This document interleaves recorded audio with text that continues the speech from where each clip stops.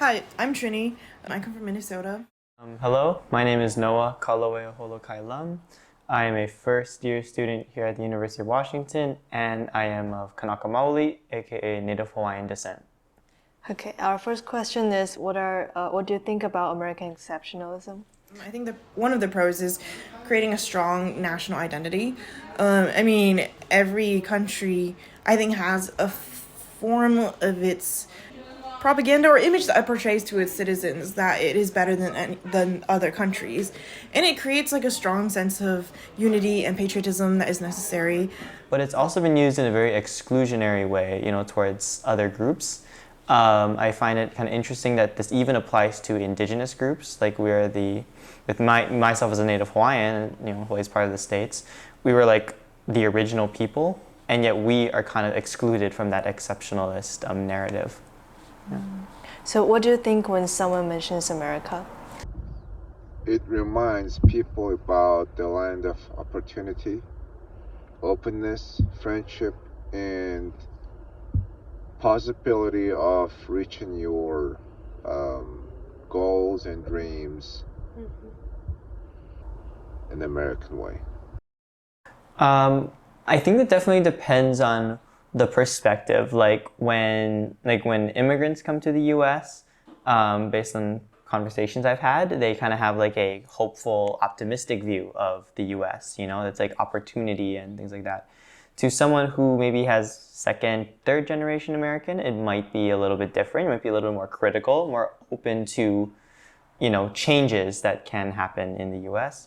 And I think from an indigenous perspective, like myself, when I think of the U.S., I think of it in both like the history of it, but not through like the whitewashed lens. I think of it through its kind of darker aspects, like especially with things like land loss and indigenous genocide. But I also think about the hope for the future within indigenous populations and our history of resilience.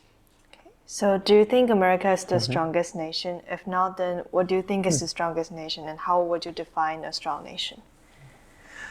I think from a like logistic standpoint, it definitely is. From a military standpoint, we are the strongest. I do think our country is the strongest in that regard. Economics, I also would agree that we are the strongest.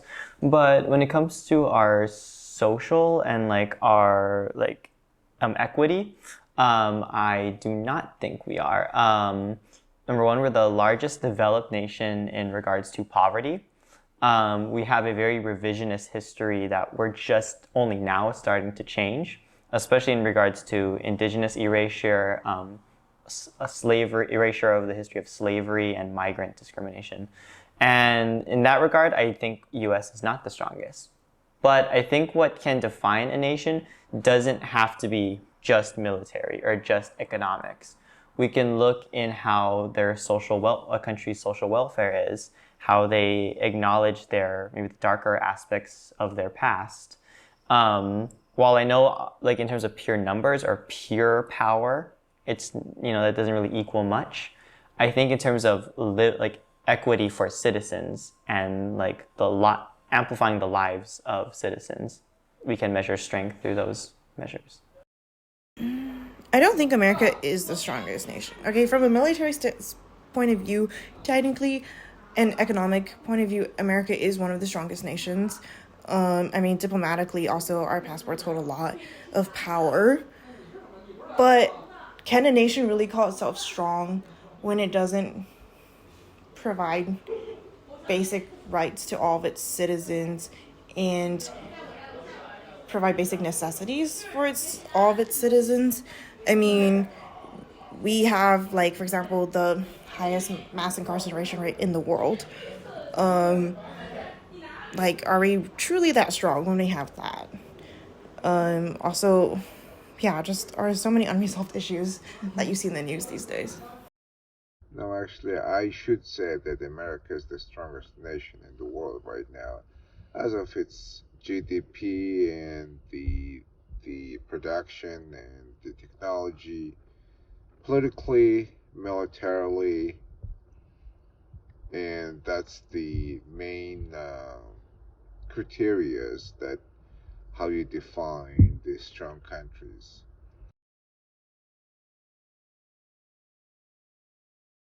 Yeah, okay. As I say, going back to our conversation about exceptionalism, one sort of sector of that in the U.S. I think is kind of interesting is in regards to education and how that ties both into historiography of the U.S. and revisionist history.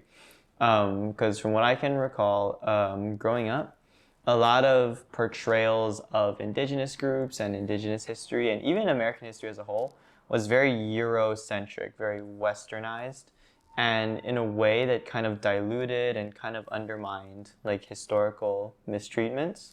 And even though we're getting better at that in the modern day, I still think that it's interesting how that affects like American citizens in terms of growing up, the type of history that they learn, and how that affects what they view the country as.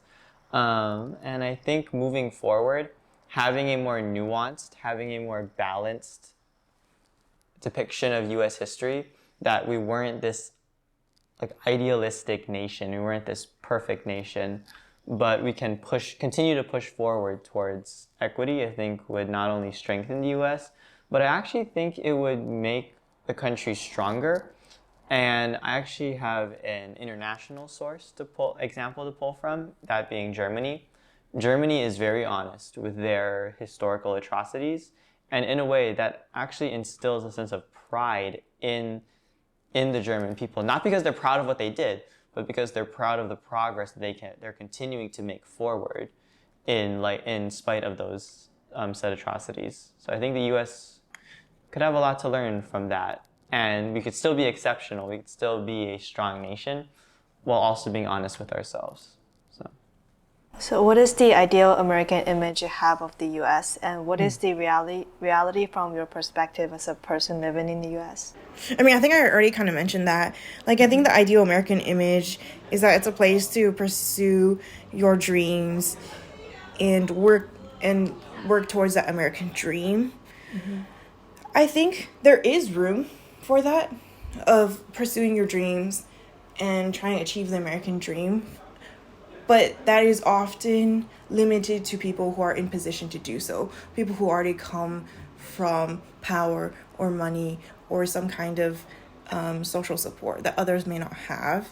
And I mean, like, right now, my reality is that it's not exactly a country that I would want my kids to be raised in, given, like, our gun violence, and the failure of our education system and many other issues. So I think there is room for one to pursue the American dream on this like foundation of your own already. America has been a police since World War II worldwide, and of course there are so many big, small nations. It's like over 200 countries in the world, and everybody has their own interests. And big countries bully small countries. All kinds of things happen. So there's United Nations, there are U.S., there's NATO, there are G7. This kind of organizations watch out for bullying the big countries, the small countries, and also they are they help to develop the underdeveloped countries. They invest their money, they invest their technology, and they do help poor countries through U.S. aid and State Department and other programs. And I don't see many countries except Japan that invests in other smaller, weaker countries like U.S. I think that when I envision the ideal view of the U.S., number one, I think it should still be what is referred to as a melting pot of diversity. As an American, I think I'm very happy that so many different identities, perspectives, ethnic backgrounds, we all call the U.S. home. I say uphold that. But I also think we should be more honest with our past, especially in our treatment towards minority populations, more vulnerable populations. And third, kind of tying back into my own identity, I think there should be an increased like influence of indigeneity in the U.S. For example, in my travels to Aotearoa, New Zealand, yes, European Maori relations are still a little like tense, but there's a lot more of an integration of Maori culture, Maori language, Maori identity into the everyday life of all New Zealand citizens. And so I think if we found a way to maybe bring indigenous populations like Native Hawaiians, Alaska Natives, Native Americans out of the reservations or out of the specific pockets where we're placed and more into the US mainstream, I think this would benefit all. Like, as for example, indigenous populations, a lot of us are responsible and at the forefront of environmentalism and protecting our natural resources. So that is just one of many examples of what I envision. In terms of the reality, it may seem a little bit far now, but we do see an increase in indigenous presence. Indigenous people are continuing and increasing their presence in these different affairs. So that makes me hopeful and optimistic.